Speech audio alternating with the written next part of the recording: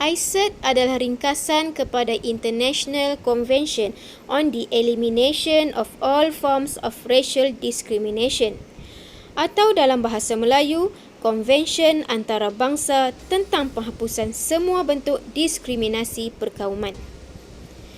Maksud diskriminasi di sini ialah memberi keistimewaan kepada satu kumpulan berdasarkan kaum. Sebarang perbezaan, penyingkiran, pembatasan atau perbuatan pilih kasih berdasarkan kaum, warna kulit, keturunan atau kewarganegaraan atau berdasarkan etnik yang mengakibatkan gangguan terhadap kesenangan taraf kesaksamaan hak asasi manusia adalah dianggap sebagai diskriminasi kaum.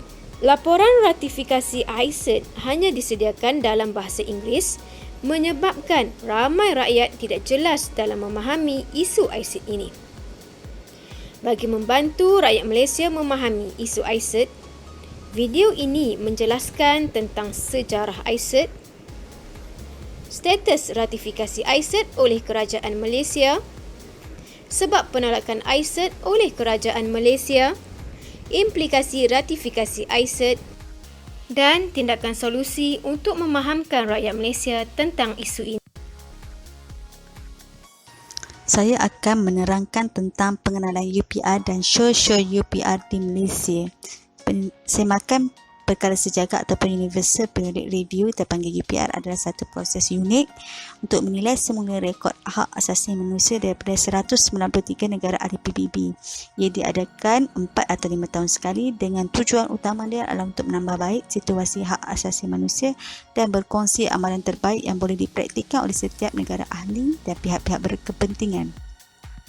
Proses penilaian UPR diadakan di Geneva, Switzerland dan Malaysia telah melalui sebanyak 3 kali UPR, itu pada 11 Februari 2009, 24 Oktober 2013 dan 8 November 2018. Syur UPR terhadap Malaysia adalah seperti berikut. Syur ini adalah cadangan atau keputusan akhir dalam proses UPR. Ia adalah satu bentuk komitmen untuk negara tersebut memperbaiki dan melaksanakan pelan tindakan hak asasi manusia sehinggalah kitaran UPR yang seterusnya. Dan Malaysia telah merespon terhadap show yang diterima melalui 4 cara. Yang pertama, menerima sepenuhnya show tersebut. Yang kedua, menerima show tersebut secara prinsip.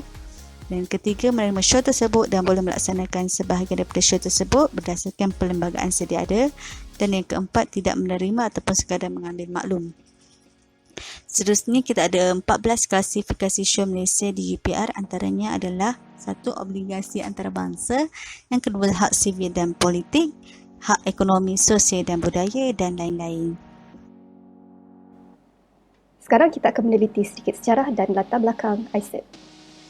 Berikutan peningkatan kes antisemitik, prejudis perkauman dan agama pada tahun 1961, Jawatan Kuasa Kecil Pencegahan Diskriminasi dan Perlindungan Minoriti mencadangkan tindakan PBB untuk mengekang masalah ini.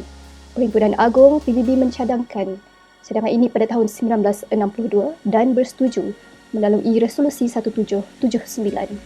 Pada November 1963, Perhimpunan Agung menerima pakai Resolusi 1904 yang membawa kepada pengumuman deklarasi penghapusan semua bentuk perkauman.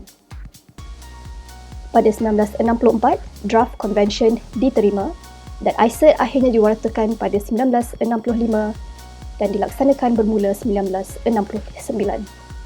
ICET mempunyai 25 artikel yang terkandung di dalam 3 bahagian. Setakat Oktober 2020, ICET ditandatangani 88 buah negara dan diratifikasikan oleh 85 buah negara. Ratifikasi ICET di Malaysia mula diperkatakan secara giat dan terbuka pada 2018, dilobi oleh beberapa kumpulan NGO setelah pembentukan Kerajaan Pakatan Harapan yang dilihat sebagai menggunakan momentum ini untuk melakukan perubahan segera. Akan tetapi, penelitian dan kajian ilmiah tentang ICET telah banyak dilakukan sebelum 2018. Menurut Tun Mahathir, ratifikasi ICET hanya boleh dibuat setelah mendapat nasihat dan pandangan daripada semua komuniti dalam masyarakat Malaysia. 6 implikasi ratifikasi ICET. Yang pertama, ISET membuka ruang kepada negara luar mengawal Malaysia. ISET merupakan jalan belakang yang membenarkan orang luar campur tangan dalam menentukan kompromi perlembagaan yang bakal meletakkan negara dalam keadaan bahaya dan hilang identiti. Yang kedua, ISET mengganggu gugat hak istimewa Melayu bagi mencapai kesamarataan antara kaum. Yang ketiga, ISET mempertikaikan Islam sebagai agama persekutuan. Setelah ISET diratifikasikan, mana-mana pihak akan mula mencabar kedudukan Islam dalam perlembagaan yang memperuntukkan keistimewaan terhadap agama Islam sebagai agama persekutuan. Yang keempat, ISET menjejaskan asas-asas pembinaan negara sejak merdeka. Perjanjian kontrak sosial yang sudah lama menjadi pasak kepada keharmonian antara kaum sejak merdeka akan tergugat tatkala kerajaan meratifikasikan ISET. Yang kelima, ISET mengancam kedudukan Raja-Raja Melayu yang juga merupakan pelindung artikel 153. Dan akhir sekali, ISET menggugat peluang pendidikan anak-anak Melayu. Hak-hak istimewa orang Melayu dalam pendidikan seperti beasiswa, nisbah peratus yang tinggi untuk kelayakan ke Universiti Awam, MRSM dan bahasa Melayu sebagai bahasa pengantar rasmi dalam sistem pendidikan juga akan terjejas apabila kerajaan meratifikasikan ISET. Saya akan meneruskan tentang status ratifikasi ISET di Malaysia. Status ratifikasi ISET di Malaysia tidak diluluskan. Ianya kerana implikasinya besar kepada Bumiputera dan kaum pribumi Sabah dan Sarawak dan juga ia bercanggah dengan perlembagaan Malaysia. ISET tidak diratifikasi berdasarkan pandangan tokoh-tokoh berikut. Mantan Perdana Menteri Malaysia Tun Mahathir Mohamad berkata, adalah mustahil untuk melaksanakan ISET kerana pelaksanaannya memerlukan penggubalan semula perlembagaan persekutuan. Pandangan kedua menurut Profesor Madya Dr. Hayu berkata, ratifikasi ISET beri kesan negatif kepada hak istimewa Melayu, kesan negatif kepada kedudukan Islam dan bercanggah dengan perkara 89 yang membabitkan tanah Rizab Melayu. Pandangan ketiga menurut Dr. Muhammad Fatih Yusof, jika ISET diratifikasikan, ia akan membuka ruang untuk perkara dua perlembagaan dipertikaikan iaitu kedudukan agama Islam. Yang kedua, Malaysia akan tertakluk kepada penilaian antarabangsa secara berkala. Yang ketiga, risiko undang-undang kita terdedah dengan pertikaian peringkat antarabangsa. Dan yang keempat, bercanggah dengan perkara 8 yang menghadkan regimen askar Melayu kepada orang Melayu. Terakhir, menurut Datuk Dr. Kifli Muhammad Al-Bakri, memutuskan ISET tidak perlu dan tidak sesuai dilaksanakan di Malaysia kerana kemudaratan pelaksanaannya dikuatiri lebih besar daripada kebaikannya. Selepas kita mendengar segala informasi tentang ISET dan implikasi ratifikasinya, apakah peranan kita dalam memberi kefahaman kepada rakyat Malaysia tentang isu ini? Rakyat perlu diberi kefahaman yang jelas tentang aspek perlembagaan, terutamanya yang akan terjejas sekiranya ISET diterima dan ditandatangani.